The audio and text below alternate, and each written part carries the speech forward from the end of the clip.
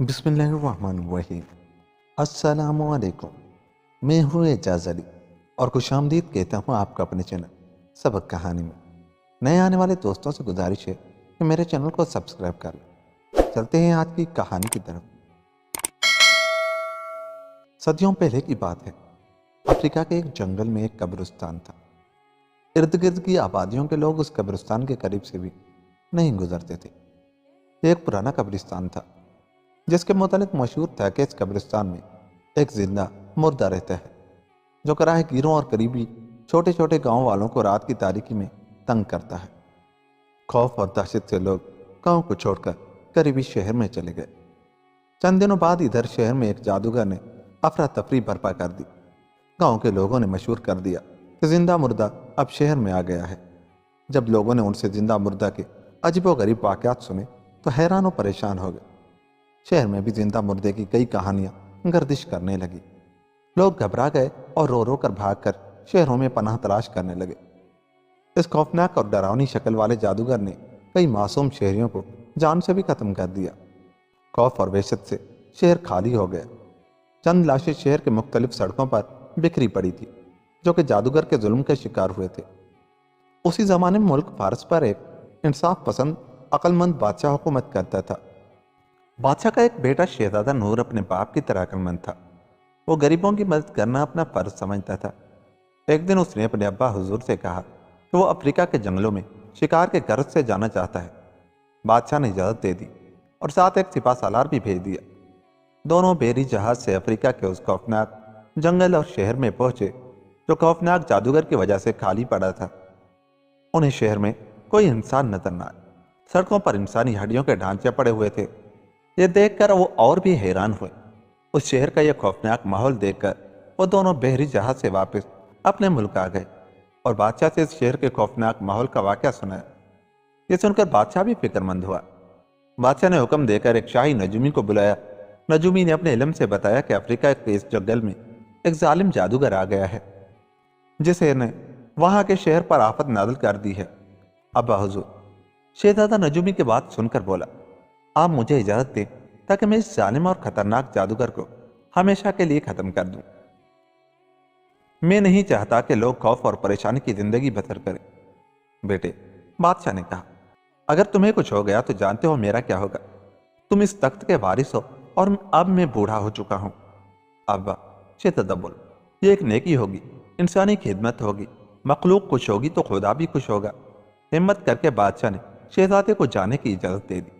نجومی نے شہزادے سے کہا کہ وہ مہم پر جانے سے پہلے اس سے ضرور مل لے۔ ابا حضور، شہزادے نے بادشاہ سے کہا، آپ میری فکر نہ کریں بلکہ ان لوگوں کی فکر کریں جو اس مصیبت میں گرفتار ہیں۔ آپ صرف میری کامیابی کے لیے دعا کریں۔ خدا تمہارا حامی و ناصر ہو۔ بادشاہ نے کہا، آمین، شہزادہ بولا۔ سفر پر روانگی سے قبل شہزادہ نور نجومی کے پاس گیا اور ضروری ہدایت کے متعلق بات کی۔ شہزادہ حضور، نجومی نے کہا، سفر کے دوران نماز باقاعدہ ادا فرمائیں اور خدا کی حمد و ثنا کا ذکر جاری رکھیں کیونکہ خدائے عظیم سے بڑھ کر کوئی طاقت نہیں۔ ایسا ہی ہوگا، شہزادہ نور نے کہا۔ نجومی نے کہا، جادوگر کے پاس جانے سے پہلے تمہاری ملاقات ایک بزرگ سے ہوگی، وہی تمہیں باقی ہدایات دیں گے۔ شہزادہ نور نے بادشاہ سلامت کی اجازت سے چند جانسار ساتھیوں کو ساتھ لیا اور سفر پر روانہ ہو گئے۔ بحری جہاز کی مدد سے شہزادہ اور اس کے ساتھی ایک دن رات کی تاریکی میں افریقہ کے ایک جنگل میں پہنچے۔ شہزادے کے حکم کے مطابق جہاز کو وہاں لنگر انداز کر دیا گیا۔ رات کافی ہو گئی تھی، اس لیے شہزادہ اور اس کے ساتھی ایک بڑے سے درخت کے نیچے لیٹ گئے۔ اچانک زندہ مردہ وہاں پہنچ گیا۔ اس نے رات کی تاریکی کا فائدہ اٹھایا اور شہزادے کے کچھ ساتھیوں کو مار ڈالا اور کچھ ساتھی ادھر ادھر بھاگنے لگے، لیکن زندہ مردہ نے انہیں بھی پکڑ کر مار ڈالا۔ اب شہزادہ تنہا رہ گیا، لیکن اس نے ہمت نہ ہاری۔ صبح کی روشنی نکلتے ہی وہ اکیلا سفر پر روانہ ہو گیا۔ وہ جس غرض سے نکلا تھا وہ ہر حالت میں پورا کرنا تھا۔ وہ بھٹکتا ہوا ایک جنگل میں پہنچا۔ وہ تھک کر ایک درخت کے نیچے بیٹھ گیا۔ اس نے دیکھا کہ ایک بزرگ اس کی طرف چلے آ رہے ہیں۔ اسے نجومی کی بات یاد آئی۔ بزرگ نے شہزادے کو پینے کے لیے پانی دیا۔ شہزادے نے پانی پی لیا اور کہا، بابا آپ تو بڑے مہربان آدمی ہیں۔ بزرگ نے کہا، تم ایک باہمت انسان ہو، تمہارا باپ تمہاری کامیابی کے لیے بہت دعائیں مانگ رہا ہے۔ ہمت اور محنت انسان کو منزل تک پہنچا دیتی ہے۔ کیا آپ وہی ہیں جن کے متعلق نجومی نے مجھ سے کہا تھا؟ ہاں میں وہی ہوں، بزرگ نے کہا۔ کچھ دیر شہزادہ اور بزرگ باتیں کرتے رہے، پھر بزرگ نے شہزادے کو کچھ کھانے کو دیا۔ شہزادہ خوب جی بھر کر کھانا کھایا۔ اسے سفر کے دوران پہلی مرتبہ اتنا اچھا اور لذیذ کھانا ملا تھا۔ کھانے سے فارغ ہونے کے بعد شہزادے نے بزرگ سے کہا، آپ ہی میری مدد فرمائیں، کیونکہ آپ کے مشورے کے بغیر میں افریقہ کے پریشان حال لوگوں کی مدد نہیں کر سکوں گا۔ شاباش بیٹے، بزرگ نے کہا، یہ لو، اس قالین کی مدد سے تم جادوگر تک پہنچ جاؤ گے اور اس چھڑی سے راستہ خود بخود صاف ہو جائے گا۔ اور یہ تیسری چیز صفوف ہے، اس پر بسم اللہ شریف پڑھ کر جو کہے گے وہ حاضر ہو جائے گا۔ آپ نے میری مشکل حل کر دی، بزرگ نے کہا۔ اب تم اس قالین کی مدد سے جا سکتے ہو، لیکن بیٹے یہ قالین تمہیں آدھے راستے تک لے جائے گا، اس کے آگے تمہیں خود جانا ہوگا۔ جی اچھا، شہزادے نے کہا۔ وہاں سے کتنی دور جادوگر رہتا ہے؟ وہاں سے شمال کی طرف 500 میل کے فاصلے پر ایک پہاڑ کے اندر ایک غار ہے، اس میں جادوگر رہتا ہے۔ اب شہزادہ نور نے قالین زمین پر رکھ کر اس پر بیٹھ گیا اور سفر پر روانہ ہو گیا۔ جب قالین نے آدھا راستہ طے کر لیا تو خود بخود زمین پر اتر گیا۔ جب شہزادہ قالین سے نیچے اترا تو قالین فوراً غائب ہو گیا۔ شہزادے نے ڈبی میں سے صفوف نکالا اور کہا، مجھے گھوڑا چاہیے۔ فوراً ایک اعلیٰ نسل کا گھوڑا حاضر ہو گیا۔ شہزادہ اس پر بیٹھ کر جادوگر کی طرف چل پڑا۔ قریب ہی ایک بیٹھے ہوئے الو نے اسے جادوگر کی طرف جاتے ہوئے دیکھ لیا تو فوراً اڑ کر جادوگر کے پاس گیا اور شہزادے کے بارے میں بتایا، کیونکہ وہ الو جادوگر کا تھا۔ جادوگر نے فوراً ایک فوج بنائی اور حکم دیا کہ اس شہزادے کو یہاں پہنچنے سے پہلے ہی ختم کر دو۔ فوج شہزادے کی طرف بڑھی۔ جب شہزادے نے فوج کو اپنی طرف آتے دیکھا تو سمجھ گیا۔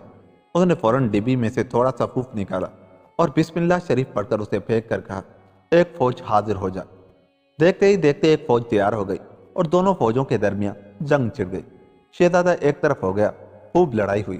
آخرکار جادوگر کی فوج ماری گئی۔ جادوگر بہت حیران ہوا، پھر اس نے اپنے جادو کے زور سے ایک بہت بڑا پہاڑ اٹھا کر شہزادے کی طرف پھینکا۔ شہزادے نے بزرگ کی دی ہوئی چھڑی کی نوک اس پہاڑ کی طرف کر دی۔ پہاڑ فوراً غائب ہو گیا۔ اب جادوگر نے ایک بہت بڑا سانپ شہزادے کے راستے میں کھڑا کر دیا تو شہزادے نے فوراً چھڑی کی نوک سانپ کی طرف کر دی تو وہ بھی غائب ہو گیا۔ اب جادوگر نے آسمانی چڑیلیں اور بلائیں شہزادے کی طرف بھیجی تاکہ وہ شہزادے کو نیست و نابود کر دے۔ تو جلد ہی شہزادے نے آسمان کی طرف صفوف پھینکا اور بسم اللہ کہہ کر آسمانی چڑیلیں اور بلائیں بن جانے کا حکم دیا۔ اچانک بہت سی بلائیں اور چڑیلیں بن گئیں۔ اسی طرح دونوں گروپوں میں جنگ ہوئی۔ چند لمحوں بعد جادوگر والی تمام چڑیلیں ہلاک ہو گئی۔ اب تو جادوگر کو شہزادے پر بہت غصہ آیا۔ اس نے آگ کا گولا شہزادے کی طرف پھینکا۔ آگ کی سرخی کی روشنی کی وجہ سے آسمان کا رنگ بھی سرخ ہو گیا۔ آگ کا گولا شہزادے کے قریب آ کر گرا اور چاروں طرف آگ پھیل گئی۔ شہزادے نے ڈبی میں سے تھوڑا سا صفوف نکالا اور آگ پر پھینک کر بسم اللہ کہہ کر کہا کہ پانی بن جا۔ ہر طرف پانی پھیل گیا اور آگ بجھ گئی۔ اب شہزادہ جادوگر کی طرف بڑھنے لگا تو مردوں کی ٹولی نے اس کا راستہ روک لیا۔ وہ مردوں کا مقابلہ کرتا رہا اور تمام کو ختم کر ڈالا۔ اب وہ آگے بڑھا، پہاڑ کے قریب پہنچ کر اس نے ایک غار دیکھا اور وہ اس میں داخل ہو گیا۔ اندر اندھیرا ہی اندھیرا تھا۔ شہزادہ آہستہ آہستہ چلتا ہوا اندر بڑھتا رہا۔ وہ ایک روشنی کے پاس پہنچ گیا۔ شہزادہ ایک کمرے میں داخل ہوا۔ بڑے زور سے دروازہ بند ہو گیا اور جادوگر نے زور سے کہکا لگایا اور کہا، اب تم اس کمرے سے باہر کبھی نہیں نکل سکتے۔ اب شہزادہ بہت پریشان ہوا۔ جادوگر نے اسے ایک کمرے میں قید کر دیا تھا۔ یہ ایک بہت بڑا کمرہ تھا۔ وہاں شہزادے کو ایک بہت بڑا پنجرا نظر آیا جس میں ایک خوبصورت شہزادی قید تھی اور وہ بت بنی ہوئی تھی۔ شہزادہ نور نے چھڑی کی نوک لڑکی کے جسم سے لگائی تو وہ اپنی اصلی حالت میں آ گئی۔ اس لڑکی نے بتایا کہ میں ملک ایران کی شہزادی ہوں، میرا نام شہزادی گل ہے۔ اس جادوگر نے 3 سال سے مجھے قید کر رکھا ہے۔ شہزادے نے پورے کمرے کا جائزہ لیا۔ اچانک شہزادے کو چھت میں ایک سوراخ نظر آیا۔ جب شہزادے نور نے اس میں چھڑی کی نوک ڈالی تو سوراخ بڑا ہو گیا اور یہ دونوں سوراخ کے ذریعے باہر نکل آئے۔ جب وہ دونوں غار سے باہر آئے تو جادوگر ان کے سامنے کھڑا تھا۔ وہ غصے میں شہزادے کی طرف بڑھا۔ اس نے منہ میں کچھ پڑا اور شہزادے کی طرف پھونک ماری۔ شہزادے پر اس کا کچھ بھی اثر نہ ہوا۔ یہ دیکھ کر جادوگر گھبرا گیا۔ اسے معلوم ہو گیا تھا کہ جادو اس شہزادے کا کچھ بھی نہیں بگاڑ سکتا۔ شہزادے نے جادوگر کی گھبراہٹ سے فائدہ اٹھا کر اپنی تلوار کی مدد سے اس کا سر تن سے جدا کر دی۔ جادوگر تڑپ تڑپ کر مار گیا۔ شہزادے نے ڈبی سے تھوڑا صفوف نکال کر جادوگر کی لاش پر ڈالا۔ ایک زوردار دھماکے کے ساتھ جادوگر کی لاش غائب ہو گئی۔ یہ دیکھ کر شہزادہ اور شہزادی بہت خوش ہوئے۔ اچانک وہی بزرگ آئے اور کہا، شاباش بیٹے، جادوگر کو ختم کر کے تم نے شہزادی کو بھی آزاد کر دیا اور بہت سے لوگوں کی پریشانی بھی دور کر دی ہے۔ اب تم اس قبرستان جاؤ جہاں زندہ مردہ رہتا ہے، بلکہ اب وہ زندہ مردہ نہیں بلکہ ایک نوجوان لڑکا ہے۔ تم اس کی مدد کرو، کیونکہ اس پر جادوگر نے جادو کر دیا تھا، اس لیے اسے زندہ ہی مردہ بنا دیا تھا اور وہ جادوگر کا نوکر بن گیا تھا۔ یہ کہہ کر بزرگ غائب ہو گئے۔ شہزادہ اور شہزادی اس قبرستان میں پہنچے۔ ایک قبر میں انہیں آواز آئی۔ شہزادے نے وہ قبر کھودی تو اس میں سے ایک نوجوان لڑکا نکلا۔ اس نے شہزادہ نور کا شکریہ ادا کیا اور کہا، میں آپ کی بہادری اور ہمت کی داد دیتا ہوں۔ آپ نے صرف مجھے ہی نہیں جادوگر کی قید سے آزاد کروایا، بلکہ افریقہ کے ایک شہر کے لوگوں کو بھی اس ظالم جادوگر کے ظلم سے نجات دلائی ہے۔ شہزادہ نور، شہزادی گل اور نوجوان لڑکا افریقہ کے اس شہر میں گئے جو ظالم جادوگر کے طلسم کا نشانہ بنا تھا۔ اس شہر کے لوگوں نے شہزادے کو بہت بہت شکریہ ادا کیا، جس کی بدولت انہیں دوبارہ اپنے شہر جانا نصیب ہوا۔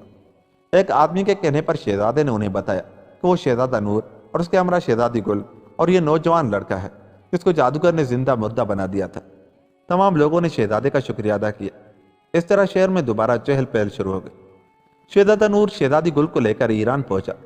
ملک ایران کا بادشاہ شہزادی کو دیکھ کر بہت خوش ہوا اور اس طرح شاہ ایران نے شہزادی گل کی شادی شہزادے نور سے کر دی۔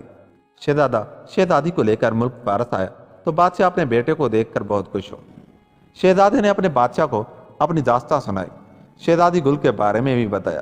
بادشاہ نے شہزادی گل کو اپنے سینے سے لگا لیا اور دونوں کو دعائیں دی۔ اس خوشی میں 3 دنوں تک ملک میں جشن منایا گیا اور تمام قیدیوں کو رہا کر دیا گیا اور تمام ہنسی خوشی رہنے لگے، اور یوں یہ کہانی ختم ہوئی۔ دوستو، اگر آپ کو میری یہ کہانی اچھی لگی تو جاتے ہوئے میرے چینل کو سبسکرائب کریں اور میری ویڈیو کو لائک اور شیئر ضرور کریں۔ ملتا ہوں کسی ایسی ہی کہانی کے ساتھ، تب تک اپنا بہت سا خیال رکھیے گا۔ اللہ نگہبان۔